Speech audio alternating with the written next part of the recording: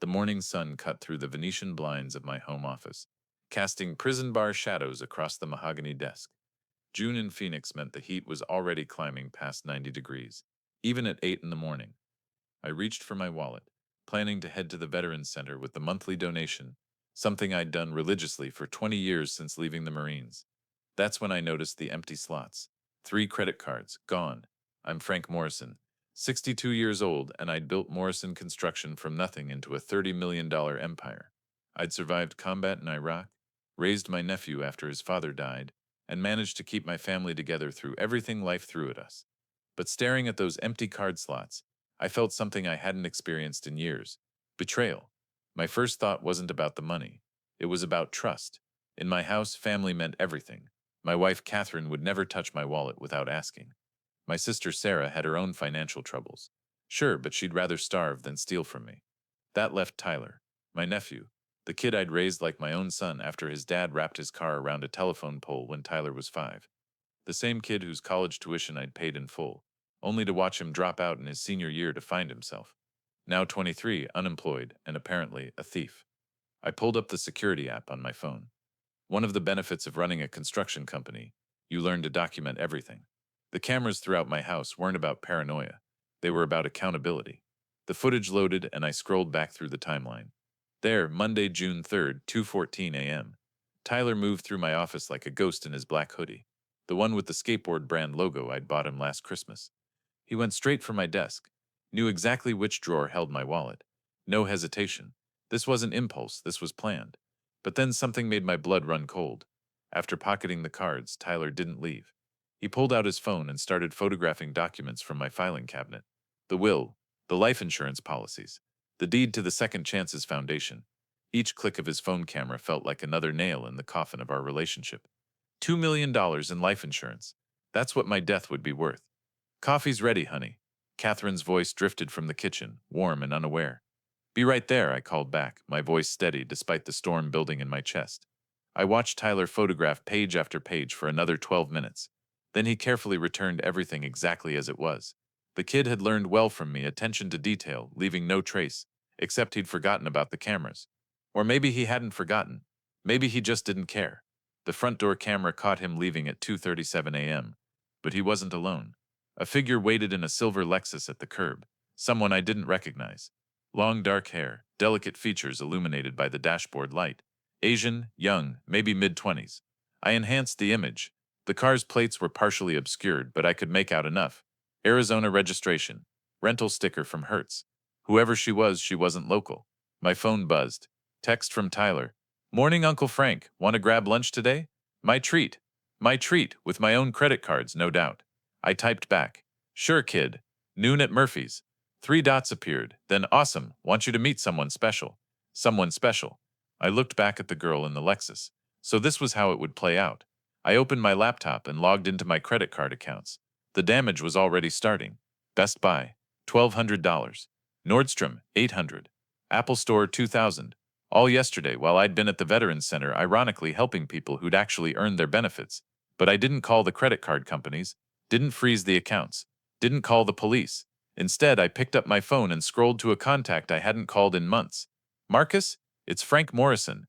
Yeah, I know it's early. Listen, I need your help with something delicate. No, not that kind of legal trouble. It's Tyler. He's gotten himself involved with someone, and I think he's in deeper than he knows. Can you meet me at your office in an hour? And Marcus? Bring your investigator friend. The one who used to work FBI. Yeah, Carmen Rodriguez. This is going to require her particular expertise. I hung up and stared at the security footage frozen on my screen. Tyler's face was partially visible as he'd turned to leave. No guilt, no hesitation, just cold determination.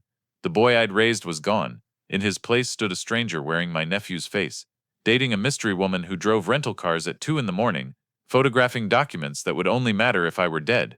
Catherine appeared in the doorway with my coffee, her silver hair catching the light. Everything okay? You look troubled.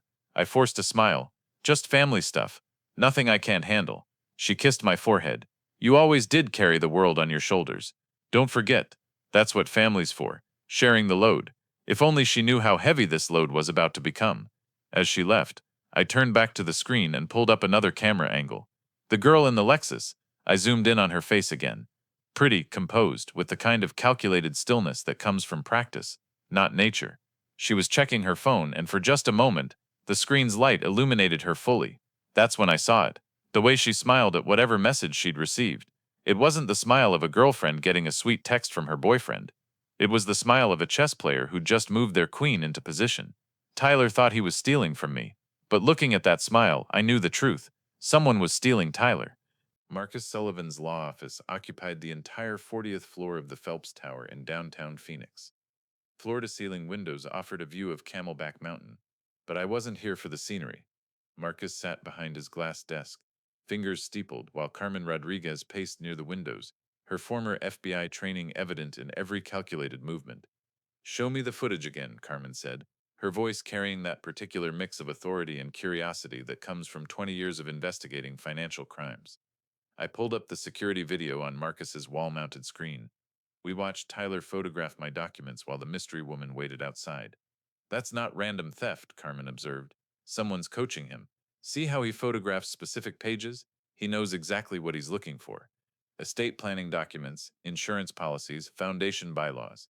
This is reconnaissance for something bigger." Marcus leaned forward. "Frank, why haven't you called the police?" "Because this isn't about punishing Tyler," I said. "It's about understanding what's really happening. That woman in the car, she's the key. Tyler's not smart enough to plan this himself." Carmen pulled out her laptop. "Send me the license plate, even partial plates I can work with." While she typed, Marcus studied me with the same intensity he'd had since our Marine days. "There's something else. Something you're not telling us." I hesitated. "Tyler's been asking questions lately. About the foundation. About my will. About who inherits what." I thought he was finally growing up, taking an interest in the family legacy. "Classic grooming behavior," Carmen said without looking up. "Someone's been working him for months. Got him emotionally invested before moving to the theft phase." Her fingers flew across the keyboard. "Rental car was paid for with a corporate card. Company called Phoenix Rising Consultants. Shell company registered in Delaware, but interesting." She turned the laptop toward us. "The registered agent is Victor Reeves. Name ring any bells?" My blood went cold. Victor worked for Morrison Construction from 2000 to 2005. I fired him for falsifying inspection documents. He could have killed people with his negligence. "Well, he's been busy since then," Carmen said, pulling up more records. "Arrested twice for fraud, once for identity theft, but never convicted. Smart enough to stay just ahead of the law. And look at this." She showed us a social media photo, posted 3 weeks ago. The photo showed Victor at a restaurant, and there, sitting across from him, was the woman from the Lexus. The caption read, "Planning big things with my protege Rachel Chen." Rachel Chen. Now she had a name. "There's more," Carmen continued. "Rachel Chen doesn't exist before 2019. No birth records, no school records, nothing. It's a manufactured identity. Professional quality, too. Whoever built this backstory knew what they were doing." Marcus stood up. "We need to involve the authorities now. This is conspiracy to commit fraud, possibly worse." "No," I said firmly. "Not yet. If we spook them, they'll disappear. Tyler will take the fall alone. I need to know how deep this goes." Carmen nodded slowly. "You want to run a counter-operation? Let them think they're winning while we build our case." "Exactly. Can you do it?" "I still have contacts at the Bureau. We can track their activities without alerting them." "But Frank, this is dangerous. If they're after your foundation, that's 10 million in assets. People have killed for less." My phone buzzed. Text from Tyler. "Can we push lunch to 1? Rachel wants to join us." "Perfect." I typed back. Looking forward to meeting her. Carmen was already pulling up more information. "Rachel Chen has been busy. Credit cards in her name show purchases at 3 different electronics stores yesterday. High-end surveillance equipment. They're not just stealing from you, Frank. They're watching you." "Then we watch them back," I said. "What do you need from me?" "Access to your systems. All of them. If they're planning to take over the foundation, they'll need inside information. Someone besides Tyler might be." My phone rang. Sarah's name on the screen. My sister rarely called during business hours. "Frank," her voice was shaky, "can you come to the restaurant, please? It's important." "What's wrong?" "Just please come, alone." The Golden Dragon sat in a strip mall in Chandler, sandwiched between a nail salon and a tax office. Not the best location, but Sarah and her husband Robert had made it work for 20 years. I found her in the back office, head in her hands, mascara streaking down her cheeks. "Sarah, what happened?" She looked up, and I saw something I'd never seen in my sister's eyes before. Fear. "Frank, I've done something terrible." I sat down across from her, took her hands. They were trembling. "Whatever it is, we'll fix it." "You can't fix this." She pulled her hands away, opened her desk drawer, and pulled out a manila envelope. Someone came to see me 3 weeks ago. A young woman, Asian, said her name was Rachel. My heart sank, but I kept my face neutral. What did she want? She knew things, Frank. About my problem. What problem? Sarah's laugh was bitter. Come on, Frank, you really don't know. The casino trips, the online poker. Sarah, $200,000. That's what I owe. Robert doesn't know. If he finds out, he'll leave me. Take the kids, I'll lose everything. Why didn't you come to me? Because you already gave us $300,000 to start this place.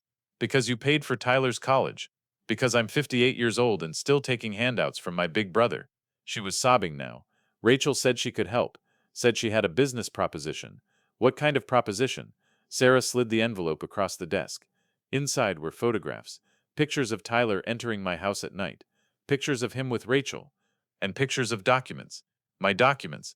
The ones Tyler had photographed. She said Tyler was going to take some money from you. Nothing you'd miss, she said. Just enough to help him get started in life. She said if I kept quiet, she'd pay off my debts. All of them. And you believed her. I was desperate. And she seemed so legitimate. She had business cards, references. She knew about your foundation. Said she was a consultant helping Tyler with a business plan. I studied the photos more carefully. One showed Rachel and Tyler at a coffee shop, but in the background, barely visible, was another figure. Victor Reeves, watching from another table. Sarah, this woman is a con artist. She's working with someone I fired years ago. They're not after pocket change. They're after the foundation. Sarah's face went white. Oh God. Frank, there's more. She had me sign something. Said it was just to confirm our agreement. But what did you sign? I don't know. I was so relieved someone was helping. I didn't read it carefully. Frank, what if I gave them access to something? I pulled out my phone, called Carmen. We have a problem. My sister's been compromised. They've been working multiple angles. Bring her in, Carmen said.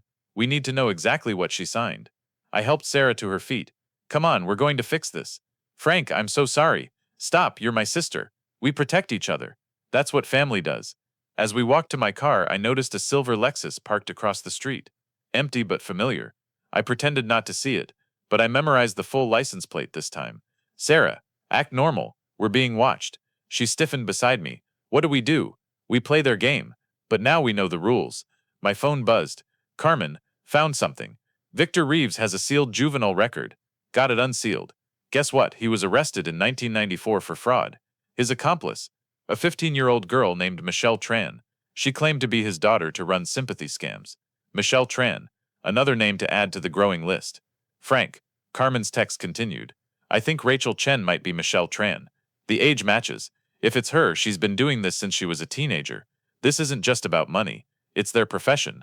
I helped Sarah into my car, my mind racing. Tyler wasn't just being manipulated by a girlfriend. He was caught in a web spun by professional criminals who'd been perfecting their craft for decades. And now they'd pulled my sister in too. As I drove away, I saw the Lexus pull out behind us, staying 3 cars back. Professional tail job, but not perfect. They wanted me to know I was being watched. They wanted me to feel the pressure. What they didn't know was that pressure was something I'd been forged in. Desert Storm had taught me about strategic patience. Construction had taught me about foundation work. And the Marines had taught me the most important lesson of all. Never let the enemy know your true capabilities until it's too late for them to adapt. The game was on, and while they thought they were playing chess, I was preparing for war. The call from my bank came at 6 in the morning, 3 weeks after I'd discovered the theft.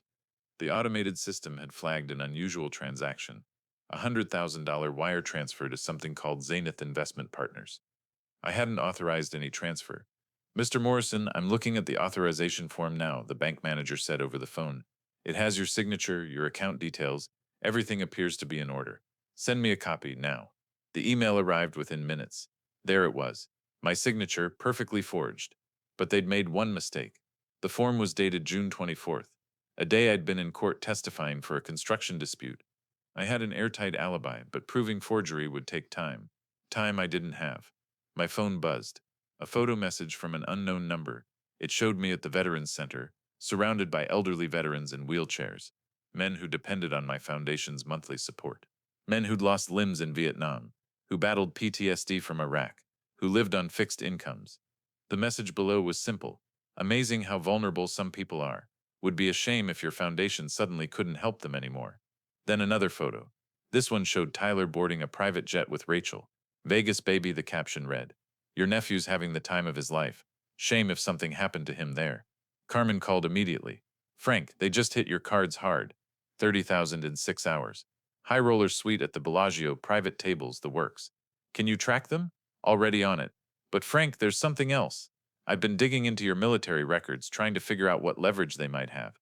There's a sealed incident report from 91, Operation Desert Storm. Something about friendly fire? My blood went cold. That incident had been classified for 30 years. Only a handful of people knew the truth. That I'd made a call that resulted in 2 Marines being injured by our own artillery. They'd survived, but barely. The investigation cleared me. Said it was fog of war, but I'd carried that guilt ever since. How could they know about that? Someone with high-level military connections. Or someone who knows someone. Frank, these people aren't just con artists, they're connected. Another text arrived. This time it was a video. Sarah at the casino, obviously drunk, losing hand after hand at the blackjack table.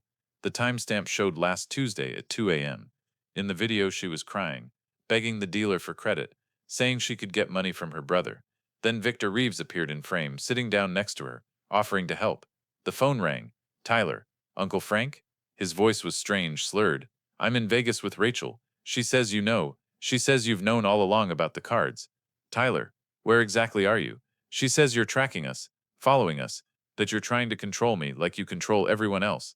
Tyler, listen to me. No, you listen.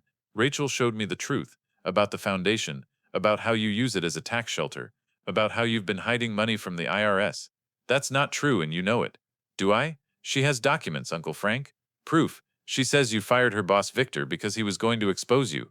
Tyler, you're being manipulated. I'm done being your puppet. Rachel loves me. She's helping me become my own man. We're going to start our own business and there's nothing you can do to stop us. The line went dead. Marcus called 30 seconds later. Frank, we've got a bigger problem. Someone just filed a complaint with the IRS about your foundation. Anonymous tip alleging money laundering. Let me guess, it came with documentation. Forged documents that look very real. Frank, even though they're fake, an investigation could freeze the foundation's assets for months. Every veteran depending on those monthly checks would be cut off. I stood at my office window, looking out at the Phoenix skyline. They'd orchestrated this perfectly. Tyler compromised and turned against me. Sarah blackmailed into silence. The foundation under attack. My military past dragged into the light. Marcus, how much would it cost to make this all go away? You're not seriously considering paying them off. I'm considering options. These veterans need their support. Sarah needs protection. And Tyler needs to be saved from himself. Carmen's voice came through on conference call.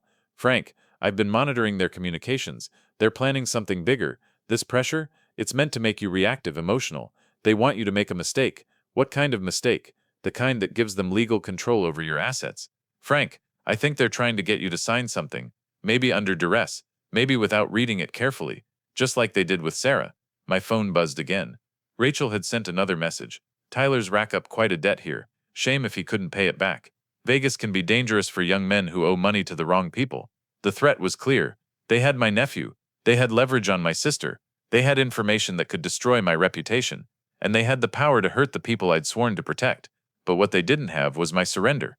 Carmen, Marcus, I said, my voice steady. They want to play dirty? Fine. But they just made one critical error. What's that? Marcus asked. They threaten my veterans. Nobody threatens my brothers and walks away clean. Carmen, I need everything you can find on Victor Reeves and Michelle Tran. Every crime, every associate, every parking ticket. What are you planning? They think they've got me cornered. But corners are where Marines learn to fight best. Carmen's voice on the phone was different this time. Careful? Like she was handling broken glass. Frank, you need to sit down for this. I was in my home office, Catherine at her book club. The house empty except for shadows and silence. What did you find? I ran Rachel Chen through facial recognition using some old bureau contacts. Nothing came up under that name, but the software found a match in a different database. Birth records, Phoenix, Arizona. April 15th, 1990. Okay, so she's from here, that's not. Frank, the birth name is Rebecca Morrison. The room tilted. I gripped the edge of my desk. That's impossible. Morrison is a common name. Father's name listed as Franklin James Morrison. Mother Maria Valdez. Frank, she's your daughter. The words hit me like shrapnel. Maria Valdez. I hadn't heard that name in 30 years. One night in 1989, just before deployment. I was 27, drunk on tequila and the fear of maybe not coming home from Iraq. Maria was a bartender at a dive bar near Luke Air Force Base. Beautiful, kind, with eyes that promised to make you forget your troubles for just one night. I never saw her again. Never knew. Carmen, are you absolutely certain? I triple checked. But Frank, there's more. Rebecca Morrison filed a petition to contact her biological father in 2010. You were listed as the respondent. Did you ever receive legal papers? 2010, the year Catherine's mother was dying from cancer. The year Tyler's father died. The year my world was falling apart. There were so many documents that year. Estate papers, insurance claims. I might have missed it, or Catherine might have. Frank, Rebecca Morrison tried to reach you. When you didn't respond, she legally changed her name to Rachel Chen in 2015, started building a new identity. And guess who helped her with the paperwork? Victor Reeves. Exactly. He met her in 2012, became a father figure of sorts. He's been planning this for years, using your daughter as the perfect weapon. Frank, she thinks you abandoned her. Twice, once at birth and again when she reached out. I stood up, paced to the window. The Phoenix sunset painted the sky blood orange, and somewhere out there, my daughter. My daughter was orchestrating my destruction. This changes everything, I said. Frank, I know this is a shock, but we need to focus. She's still a criminal. No, Carmen. She's a victim. Victor's the criminal. He took a vulnerable young woman searching for her father and turned her into a weapon. This isn't theft anymore. This is about family. My phone buzzed. Tyler calling from Vegas. Uncle Frank? His voice was different. Scared. Something's wrong. Rachel's been acting strange. She keeps asking me to sign papers. Says it's for our business. But Tyler, listen very carefully. Do not sign anything. I already did this morning. She said it was just a partnership agreement. But then I heard her on the phone with someone. She called him Victor, said the inheritance transfer was complete. Uncle Frank, what inheritance? You're not dying, are you? Tyler, where is Rachel right now? She went to meet Victor, left me at the hotel. Uncle Frank, I found something in her purse, a birth certificate. Her real name isn't Rachel Chen. I know. You know? How could you? Wait, it says Rebecca Morrison. Morrison like us. Is she a cousin or something? How do you tell your nephew that the woman he's been sleeping with, the woman who's been using him, is actually his cousin? That his uncle's past sins have come back to destroy the present? Tyler, pack your things. Get to the airport. Use cash, not the cards. Come home now. But Rachel has my passport. She said she was keeping it safe. Of course she did. Tyler, did the papers you signed include power of attorney? I don't know, there were so many pages. She said it was standard business stuff. Uncle Frank, I'm sorry, I'm so sorry. I just wanted to prove I could be successful without your help.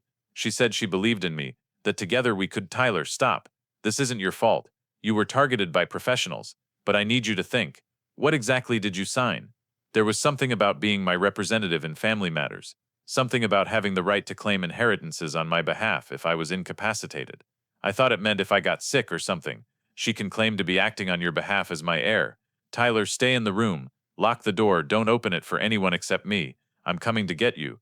Uncle Frank, I'm scared. I know, kid, but we're going to fix this. Family protects family. I hung up and immediately called Marcus. I need the jet ready in an hour. Frank, what's happening? Rachel Chen is my daughter. Rebecca Morrison, the one I never knew existed. Silence. Then, Jesus Christ. She's been manipulated by Victor Reeves since she was 22. This whole thing, it's not about money. It's about a daughter's revenge for being abandoned. And I did abandon her, Marcus. Twice. You didn't know. Doesn't matter. She reached out in 2010 and I missed it.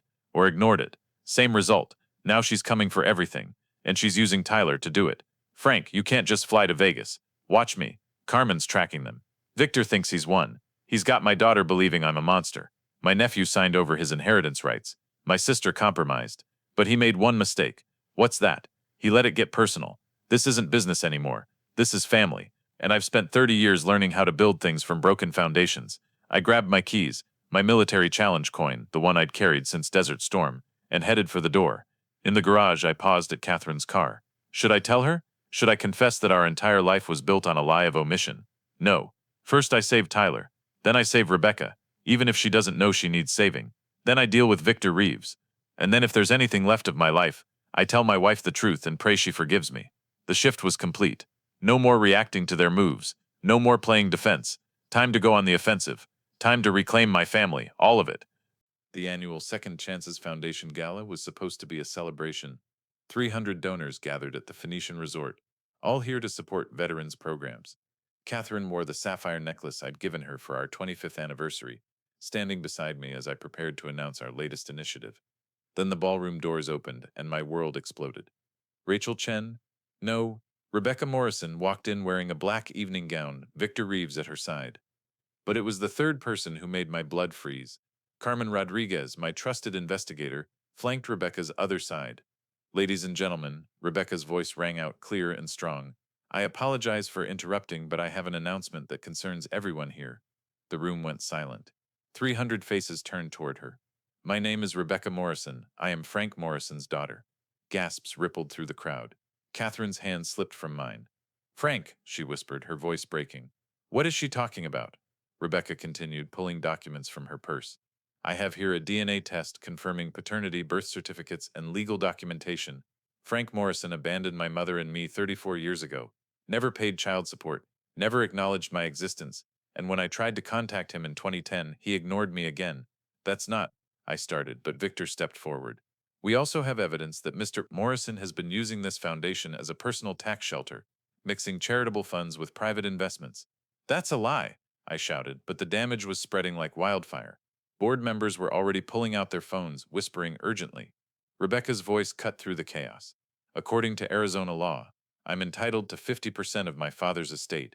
I'm not here to destroy the foundation. I'm here to claim what's rightfully mine. Catherine turned to me, tears streaming down her face. Is she your daughter? Kate, I didn't know. Is she your daughter? Yes, but the slap echoed through the ballroom. Catherine yanked off her wedding ring, threw it at my feet, and walked out. Just walked out. After 30 years of marriage. My phone buzzed. Sarah's husband, Robert. Your sister's been gambling away our savings? $200,000? What else have you Morrisons been hiding? Then another text. This one from an unknown number. A photo of Tyler at Phoenix Sky Harbor Airport. TSA agents surrounding him. Your nephew was just arrested with 2 kilos of cocaine in his luggage. Planted, of course, but who's going to believe that? Carmen approached me, and for a moment I thought she was coming to help. Instead, she handed me a resignation letter. I'm sorry, Frank, but Rebecca made me a better offer. 20,000 to switch sides, plus another 30 to provide her with everything we'd gathered. You should have paid me better. Carmen, she's playing you. No, Frank. She's paying me. There's a difference. The board president, Harold Whitman, approached. Frank, given these developments, we're calling an emergency meeting. You need to step down immediately. Harold, you've known me for 15 years, and apparently I didn't know you at all. A secret daughter? Hidden military incidents? We can't have this scandal attached to the foundation. Within an hour, I'd lost everything. My wife, my reputation, my foundation, my freedom to help Tyler. Even Marcus was wavering. Frank, maybe you should settle, he said quietly in the corner. Give her what she wants. End this. She doesn't want money, Marcus. She wants to destroy me. Then she's succeeding. Cut your losses. I stood alone in that ballroom, watching my life's work crumble. The veterans I'd sworn to help would suffer. Tyler faced federal drug charges. Sarah's marriage was imploding. Catherine was gone. But as I stood there, my phone rang. Unknown international number. Mr. Morrison? The voice was deep, controlled, military precise. Who is this? My name is Daniel Morrison. I believe you knew my mother, Jennifer Park, Navy nurse stationed at Subic Bay, 1989. Another ghost from my past. Another child I'd never known existed. I don't understand. I'm your son, Mr. Morrison. I'm 35 years old, currently a Navy SEAL on leave. My mother died last year. Before she passed, she told me about you. Why are you calling now? Because I've been watching this situation unfold. I know what Victor Reeves is doing. I know Rebecca Morrison is being manipulated. And I know Tyler was set up. How could you know? Because I've been tracking Reeves for 3 months. He destroyed my mother's life after you left. Blackmailed her. Threatened to expose her relationship with you to ruin her military career. She paid him for years to keep quiet. My legs nearly gave out. Jennifer, she never told me she was pregnant. She couldn't. Not in '89. Not in the military, but that's history. Right now you need help. And despite everything, you're still my father. I don't abandon family. Where are you? Phoenix, I flew in this morning. Mr. Morrison. Dad, Victor Reeves has a weakness. He keeps records of everything. Every crime, every payoff, every forged document. It's his insurance policy. I know where he keeps them. How? Because I've been inside his operation for 3 weeks. He thinks I'm just another hired muscle. He has no idea who I really am. For the first time in hours, I felt something other than despair. What do you need from me? Nothing. Just don't give up. Don't settle. And don't trust anyone except me. Carmen Rodriguez isn't really turned. She's playing double agent. We've been coordinating. Carmen's still with us? She had to make Rebecca believe she'd flipped. It was the only way to stay inside. Dad, we can win this, but it's going to get worse before it gets better. Can you handle that? I thought about Tyler in a federal detention center. Sarah's family falling apart. Catherine's tearful exit. My reputation in ruins. I'm a Marine, son. I can handle anything. Good, because tomorrow Rachel's going to release those military records about the friendly fire incident. The media will crucify you. But remember, the darkest hour is just before dawn. Daniel, why are you helping me? You don't even know me. There was a long pause. Because my mother loved you until the day she died. She kept your picture, your letters from before deployment. She named me Daniel after your middle name. She never blamed you for leaving. You didn't know about me. But Victor Reeves, he knew. He used that information to torture her for decades. This isn't just about saving you, Dad. This is about justice. The line went dead. I stood in that empty ballroom. Everything crashed around me. But now I had something I didn't have before. I had a son. A Navy SEAL son who'd infiltrated the enemy. And if there was one thing I'd learned in combat, it was this. Sometimes you have to lose a battle to win the war. The federal detention center in downtown Phoenix wasn't built for comfort. Gray walls, fluorescent lights that never turned off, and the constant echo of metal doors slamming shut. The visitors' room smelled like bleach and desperation, filled with families trying to hold together through bulletproof glass. I sat across from Tyler, my nephew looking like he'd aged 5 years in 3 days. His orange jumpsuit hung loose on his frame, and his hands trembled as he picked up the phone. Uncle Frank, I remembered something, Tyler said, his voice urgent but hollow, like he'd been replaying this detail over and over in his cell. Rachel has a tattoo on her left shoulder blade. RM 2014. She told me it stood for Rachel's Metamorphosis, the year she reinvented herself. But that never made sense because she said she'd been Rachel Chen since college. RM Rebecca Morrison, 2014, the year she died. My mind was racing, pieces clicking into place like tumblers in a lock. Died? Uncle Frank, what are you talking about? Rachel said Rebecca was alive, that she was traveling abroad, that Tyler, listen to me very carefully. The woman you know as Rachel Chen isn't my daughter. My real daughter, Rebecca Morrison, died 10 years ago. Tyler's face went pale, his knuckles white as he gripped the phone. Then who the hell have I been? Oh God, we were. Uncle Frank, she said she loved me. She said we were building a future together. You were being used, Tyler, but not by who we thought. I need you to remember everything about that tattoo. Was there anything else? Any other markings, dates, symbols? Tyler closed his eyes, his forehead pressed against the glass as he concentrated. There was something underneath, smaller text like a memorial inscription. Sister in spirit, forever in heart. And below that, a date I didn't understand. April 15th, 2014. Uncle Frank, she said. Rebecca was her best friend in college. Said she died in a car accident, but the way she said it, the way her voice changed. I should have known something was wrong. Not a car accident, and I'm betting not suicide either. Tyler, you've been sleeping with Michelle Tran, Rebecca's former roommate. She's been using Rebecca's identity to get revenge for her death. Oh God. Tyler put his head in his hands, the phone almost slipping from his grip. The cocaine, she planted it, didn't she? The morning we flew back from Vegas, she insisted on packing my bag. Said she wanted to take care of me, make sure I had everything I needed. She was so sweet, so caring. Uncle Frank, she zipped up the bag herself, told me not to worry about anything, that she'd handle all the details. We know we're going to get you out, but I need you to officially agree to testify. Everything you remember, every conversation, every document you signed. Can you do that? After what she did? After she used me to hurt you? I'll do whatever it takes. But Uncle Frank, there's more. The night before the arrest, she was on the phone with someone. She kept calling him V. She said, V, the package is ready for delivery. I thought she was talking about a business shipment. Victor, she was talking about you, Tyler. You were the package. There's something else, Tyler continued, his voice dropping to almost a whisper. She had photos on her phone. Old ones. Her with another girl who looked, Uncle Frank, the other girl looked like you. Same eyes, same jaw structure. They were wearing matching necklaces, those friendship hearts that split in half. Michelle wore hers every day, never took it off. That was Rebecca, my daughter, Michelle's best friend. She talked about her sometimes, late at night when she'd been drinking. Said Rebecca was the only person who ever really understood her. Said losing her was like losing half her soul. I thought it was just grief, but it was more than that, wasn't it? It was obsession.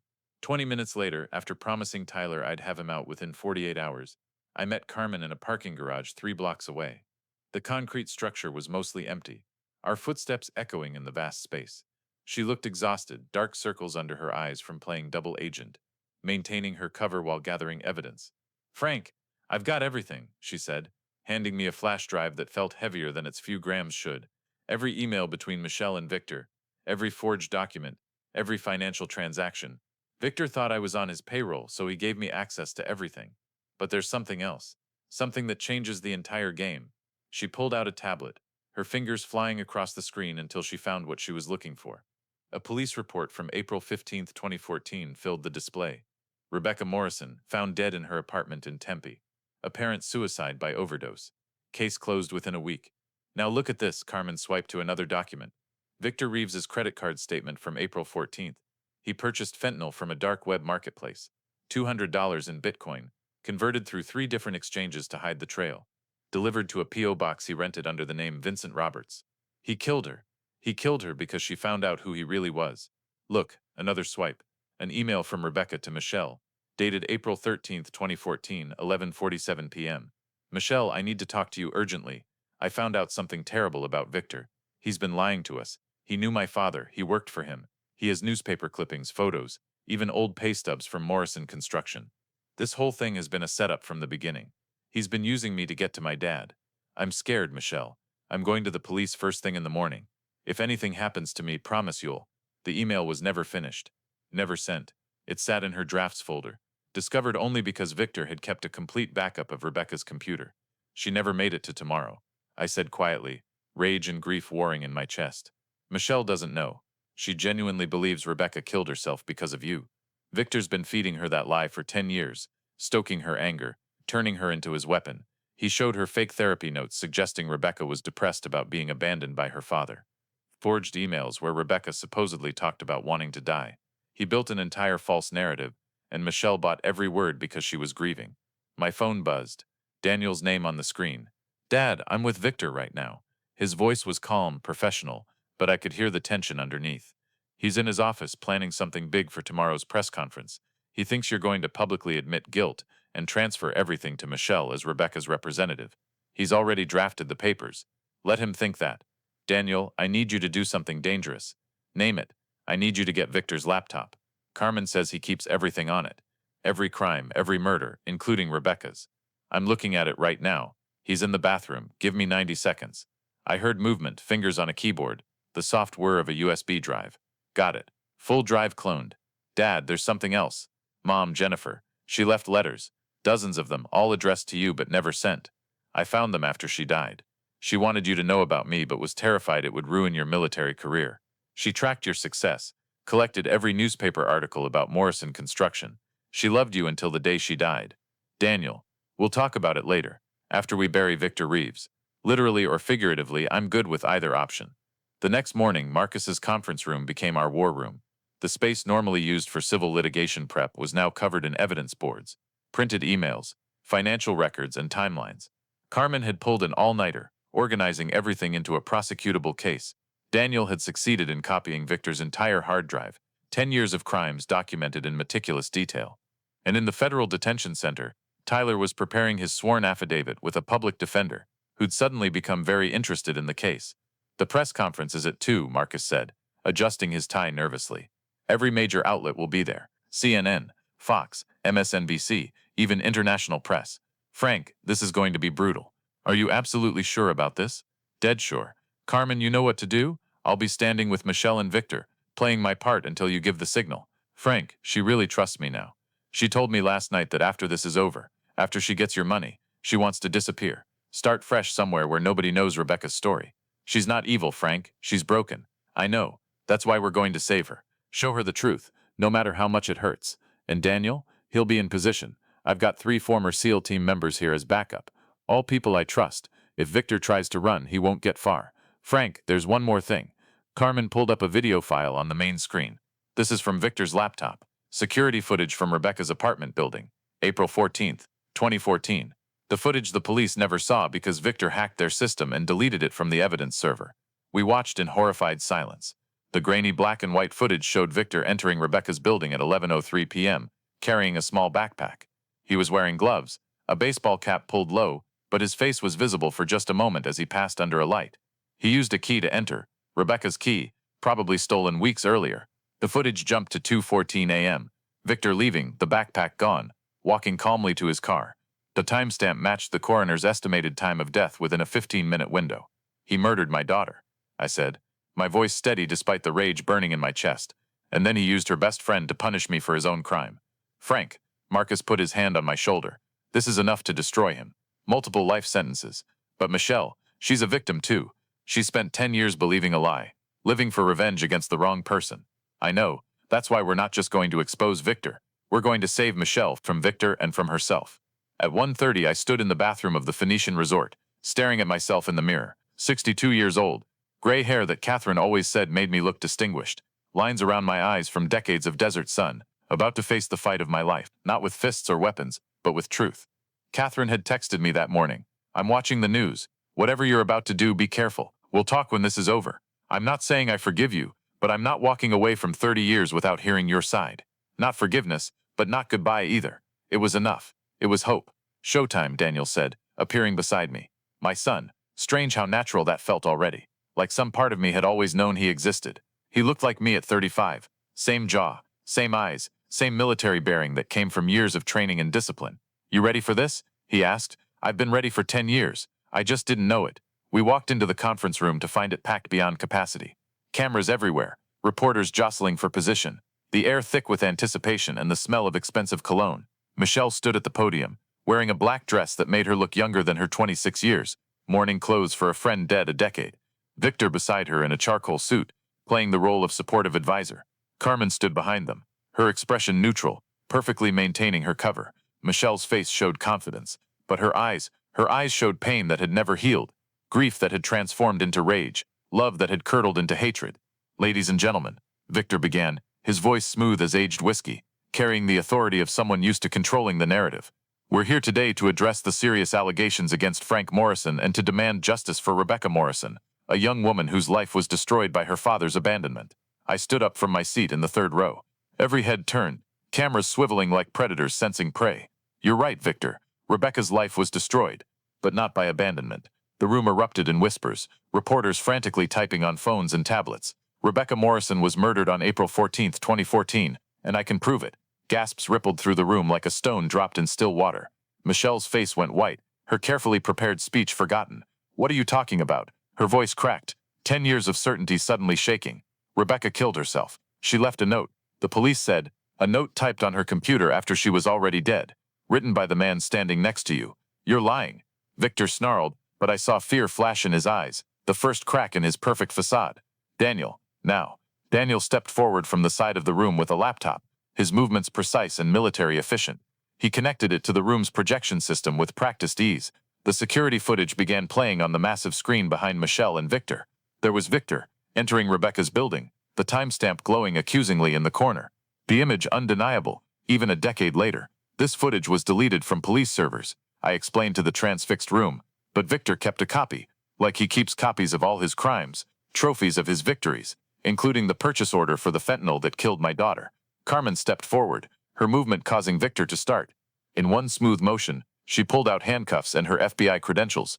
Carmen Rodriguez, FBI, I've been undercover for the past 6 weeks. Victor Reeves, you're under arrest for the murder of Rebecca Morrison, conspiracy to commit fraud, identity theft, and about 17 other charges we'll discuss downtown. Carmen? Michelle looked confused, lost, like a child suddenly abandoned in a crowd. You're with them. You said you understood. You said you wanted justice for Rebecca too. I do want justice for Rebecca, Michelle. Real justice, and that means arresting her killer. I walked to the podium, gently placing my hand on Michelle's shoulder. She flinched but didn't pull away, too shocked to move. 10 years ago, I said to the cameras, my voice carrying across the silent room, my daughter Rebecca discovered that Victor Reeves was using her to get revenge on me for firing him in 2005. She was going to go to the police. So he killed her with a fentanyl overdose and made it look like suicide. Then he found Michelle Tran, Rebecca's best friend, grieving and vulnerable. He convinced her that I was responsible for Rebecca's death. He spent 10 years turning her into a weapon aimed at me. No, Michelle whispered, tears streaming down her face, mascara drawing dark rivers on her cheeks. No, he said. He showed me evidence, the therapy notes, the emails, all forged. Every single document. Michelle, you're not a criminal. You're a victim, just like Rebecca was, just like Tyler is. 6 months had passed since Victor Reeves was sentenced to life without parole. The courtroom had been packed that day, watching him led away in shackles. His empire of lies finally collapsed. Michelle Tran sat in the front row, no longer the vengeful woman from the press conference, but someone learning to live with truth. I visited her at the psychiatric facility every week. Not because I had to, but because Rebecca would have wanted me to. Frank, she said during one October visit, autumn light filtering through barred windows, Rebecca kept a photo of you in her wallet, one she'd found online from a newspaper article. Even when she was angry about being abandoned, she loved you. I wish I'd known she existed sooner. I know that now. Victor stole that chance from both of you. Catherine had moved back home after 3 months of separation. The night she returned, she stood in our doorway with her suitcase and said, "Frank Morrison, you're an idiot, but you're my idiot. And after 30 years, I'm not letting Victor Reeves destroy us too." We'd spent countless hours in counseling, working through the lies I never knew I was living. She forgave me not for what I'd done, but for what I'd never known to confess. Sarah completed 90 days at an inpatient facility for gambling addiction. Robert stood by her through it all, their marriage stronger for surviving the storm. "When I get out," she told me during family therapy, "I want to help other addicts, maybe through the foundation." "Already planning it," I assured her. "The Second Chances Recovery Initiative." Tyler's transformation was remarkable. After his release, all charges dropped. He threw himself into working for the foundation with newfound purpose. He shadowed Daniel, learning discipline from his cousin-turned-brother. "Uncle Frank," Tyler said one morning over coffee, "I want to study criminal psychology, help prevent others from being manipulated like I was." "That's a worthy goal. Daniel's helping me apply to programs. He says my experience could make a real difference." Daniel had taken a position as head of security for the foundation, using his military expertise to protect what we'd rebuilt. He'd moved to Phoenix permanently, buying a house 10 minutes from mine. For the first time in 35 years, he had a father. "Mom would have been happy," he told me one evening, sharing a beer as the desert sun set. "She always said family was about choice, not just blood." Christmas Eve arrived, 1 year after everything had shattered. The house was fuller than ever. Catherine had outdone herself with decorations, as if brightness could erase the darkness of the previous year. Sarah arrived early with Robert and their kids, carrying her signature apple pie and a 1-year sobriety chip. Tyler brought his new girlfriend, a fellow psychology student who actually existed. Daniel brought his girlfriend from the VA hospital. Then Michelle arrived. She stood at the door, hesitant, holding a small gift. She'd been out of the facility for 2 months, working as a counselor for grieving youth. "I wasn't sure I should come," she said softly. Catherine answered before I could. "Your family now, Michelle. Family shows up for Christmas." After dinner, I stood to make an announcement. "Last year, secrets and lies nearly destroyed us. This year, we're stronger because we faced truth together."